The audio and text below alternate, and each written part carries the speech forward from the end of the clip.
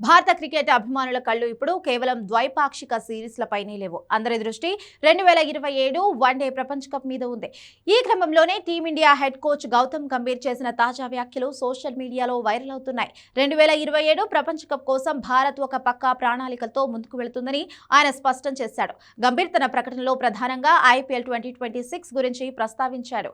IPL 2026 ముగిసే సమయానికి 2027 one day ప్రపంచ కప్ కోసం మన వద్ద ఒక స్పష్టమైన బ్లూ ప్రింట్ ఉంటుంది అని ఆయన పేర్కొన్నాడు. దీని వెనుక ఉన్న అర్థం ఏంటంటే వచ్చే 2 ఏళ్లలో సీనియర్ ఆటగాళ్ల ఫామ్ మరియు యువ ఆటగాళ్ల నైపుణ్యాన్ని నిశితంగా పరిశీలించిన తరువాతే అంతిమ జట్టును ఖరారు చేస్తారని స్పష్టమవుతోంది. గంభీర్ కోచ్గా బాధ్యతలు చేపట్టినప్పటి నుండి జట్టులో అనేక మార్పులు కనిపిస్తున్నాయి. ముఖ్యంగా ఫీల్డింగ్ ప్రమాణాలు మరియు ఆటగాళ్లలో ఉండాల్సిన విన్నింగ్ మెంటాలిటీపై ఆయన దృష్టి పెట్టారు. గంభీర్ వ్యూహం ప్రకారం విరాట్ కోహ్లీ, రోహిత్ శర్మ వంటి దిగ్గజాలు 2027 వరకు కొనసాగుతారా లేదా అన్నది వారి ఫిట్నెస్ మరియు ఫామ్ ఇదే ఆధారపడి ఉంటుంది.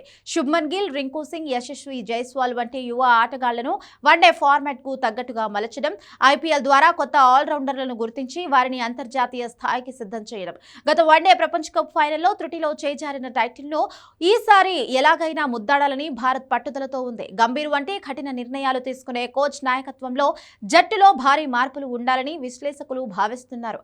IPL 2026 అనేది ఆటగాళ్ల ఎంపికకు ఒక అగ్ని పరీక్షలా మారనుంది. దక్షిణాఫ్రికా వేదికగా జరగనున్న 2027 ప్రపంచ కప్ కు భారత్ ఇప్పటి నుంచే పునాదులు వేస్తోంది. IPL 2026 ముగిసిన తరువాత భారత్ ఒక పటిష్టమైన సైన్యంతో బరిలోకి దిగడం ఖాయంగా కనిపిస్తోంది. గంభీర్ చెప్పినట్లు ఆ బ్లూ ప్రింటింగ్ లో ఎవరెవరు ఉంటారో ఇంకో 2 నెలల్లో తేలనుంది.